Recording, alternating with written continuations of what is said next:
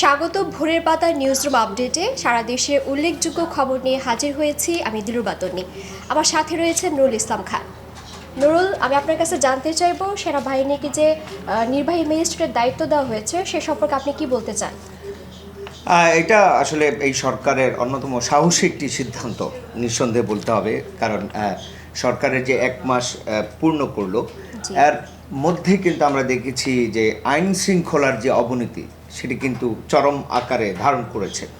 সেই জায়গা থেকে সরকারের যেই ম্যাজিস্ট্রেসি যে পাওয়ার সেটা সেনাবাহিনীকে যে দেওয়া হয়েছে সেটাতে মনে হয় আইন শৃঙ্খলা বাহিনীর বা আইন শৃঙ্খলার যে উন্নতি চাচ্ছিল সরকার এবং জনগণ চাচ্ছিল, সেটা আমার মনে হয় যে এই ম্যাজিস্ট্রেসি পাওয়ারের মাধ্যমে সেনাবাহিনী সেটা ফিরিয়ে আনতে পারবে বলে আমার কাছে মনে হয়। তন্নি, আচ্ছা, ধন্যবাদ।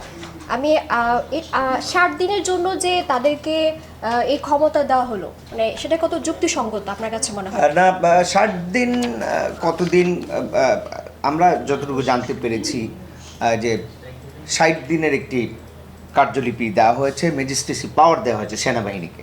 সেটি আসলে তারা যতটুকু মনে করেছেন যে 2 মাসের মধ্যে তারা তাদের যে আইন শৃঙ্খলার যে উন্নতি সেটা হয়তো ঘটাতে পারবে, সেজন্যই হয়তো তারা 60 দিন নিয়েছেন। যদি এর মধ্যে আইন শৃঙ্খলার যথেষ্ট উন্নতি ঘটে তাহলে হয়তো আবার হয়তো এটা বন্ধ করে দেওয়া হতে পারে। এটা কি মানে পর্যাপ্ত হয়েছে কি মনে হয় আপনার? এটা সরকার যতটুকু পর্যাপ্ত মনে করেছে সেটাই করেছে, তবে আমার মনে হয় যে হয়তো আরও সময় বাড়তে পারে, কারণ 2 মাস পর্যাপ্ত সময় নয়। কারণ আইন শৃঙ্খলার যতটা অবনতি হয়েছে 5ই আগস্টের পর থেকে, সেটা কিন্তু কোনোভাবেই কিন্তু সরকার এটা নিয়ন্ত্রণ করতে পারছিল না। তো সেই দিক থেকে ম্যাজিস্ট্রেসি পাওয়ারে সেনাবাহিনী মনে হয় অনেকটা নিয়ন্ত্রণ আনতে পারে।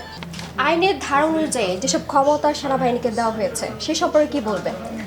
আসলে 16টি ধারায় তাদেরকে আসলে ম্যাজিস্ট্রেসি পাওয়ার দেওয়া হয়েছে, যেটি যদি 1898-এর যে ধারা রয়েছে 64, 65, 83, 86, 95, 2, 100, 105, 107, 109, 110 থেকে 142 ধারা পর্যন্ত আসলে 16টি ধারায় কিন্তু আসলে ম্যাজিস্ট্রেসি পাওয়ার দেওয়া হয়েছে। তবে এটি প্রজ্ঞাপন জারি হয়েছে 17ই সেপ্টেম্বর। এরপর থেকে কিন্তু আমরা জানি যে যেদিন থেকে এটা প্রজ্ঞাপন হয়েছে এর থেকে 60 দিন এর কার্যবিধি থাকবে। তন্নি, আচ্ছা, ধারায় তো অনেক কিছু বলা হয়েছে যে তারা গ্রেপ্তার করতে পারবে বা গ্রেপ্তার পরোয়ানা জারি। মানে আপনি জানতে চাচ্ছেন যে এখানে যে ধারাগুলো রয়েছে সেই ধারাগুলোতে কি কি মানে তাদেরকে পাওয়ার দেওয়া হয়েছে।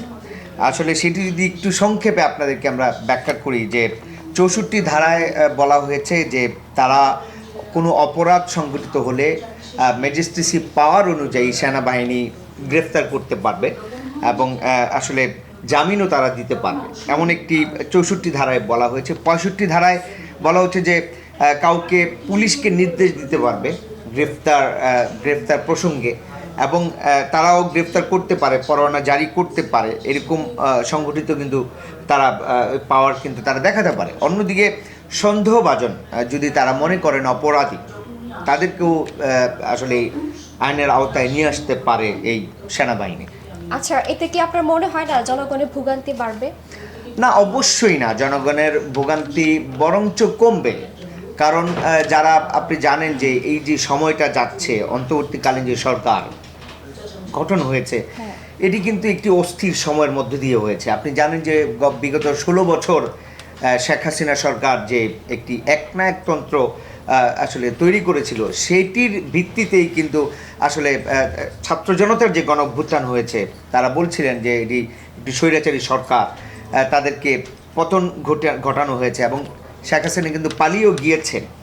তো এরপর থেকেই আইন শৃঙ্খলার যে অবনতি চরম পর্যায়ে পৌঁছেছে, সেটা রোধ করবার জন্যে আসলে এই ম্যাজিস্ট্রেসি পাওয়ার নিয়ে আসা হচ্ছে এবং 16টি ধারায় কিন্তু সেটি কার্যবিধিতে পড়বে। নুরুল, আপনার কি মনে হয় যে জনগণ নতুন এই শৃঙ্খলার সাথে নিজেকে মানিয়ে নিতে পারবে? অবশ্যই এটি নেওয়া মানে করতে হবে, কারণ ইতিপূর্বে আমরা দেখেছি সেনাবাহিনীকে এই নির্বাচনকালীন সময়ে কিন্তু সেনাবাহিনীকে ম্যাজিস্ট্রেসি পাওয়ার দেওয়া হয়। এবং নানান প্রতিকূল সময়ে সেনাবাহিনী কিন্তু কাজে আসে। তো সেই সময়টা এখনই আসলে অন্তর্বর্তীকালীন সরকার সেটাই মনে করেছে, যে কারণে আসলে তাদেরকে এই ম্যাজিস্ট্রেসি পাওয়ার দেওয়া হয়েছে। ধন্যবাদ নুরুল আপনাকে। দর্শক, আজ এই পর্যন্তই। সে পর্যন্ত ভালো থাকুন, সুস্থ থাকুন, ভোরের পাতার সাথেই থাকুন।